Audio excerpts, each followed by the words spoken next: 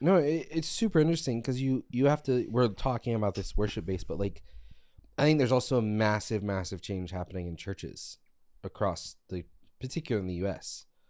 of where there are a lot of churches who they came out of the Jesus movement, of where the senior pastors, the founding pastors, whatever, who are still in their 60s today, leading a church, right?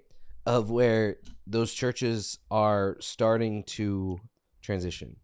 Like they have been for several years, but like a lot of them are transitioning right now or trying to. Hopefully, yeah. Right? Yeah. And so it's also this big change of, I mean, there's a generational shift in who is running the church. Yeah.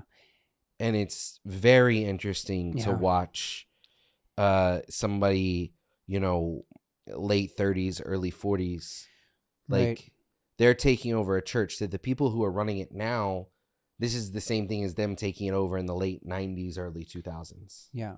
And you brought it up too, Matt, like you said about like this idea of like in Proverbs talks about there's nothing new under the sun. Like it's all rehashing.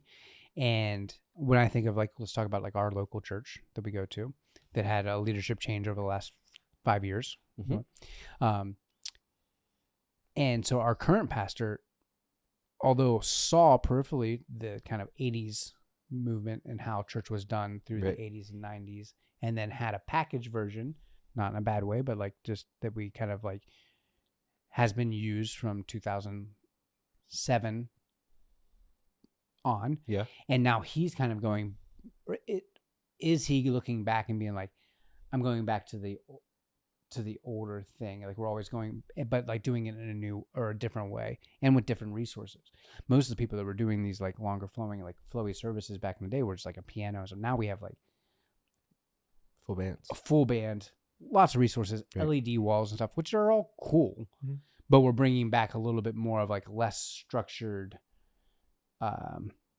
itinerary to Sunday with all the same resources and just providing. So it's just like amplifying that experience a little different. It's been interesting because there used to be such a focus on putting on a show and you're in your face with electric guitars. And like, I think of when we were talking about it earlier, I was like, if we could go back to like Live in Miami Hillsong, like Mighty to Save, if we could go back to that, like that'd be fantastic. But then I think about where have we gone since then. Now you can do a lot of the music, any Maverick City song, as long as you have an acoustic, half of a drum set and a piano player, you can do any of it. And there's less of a focus on let's put on a show and let's be in your face with all of this stuff, and let's actually like take it back to the root. Because you can always add on it too. One of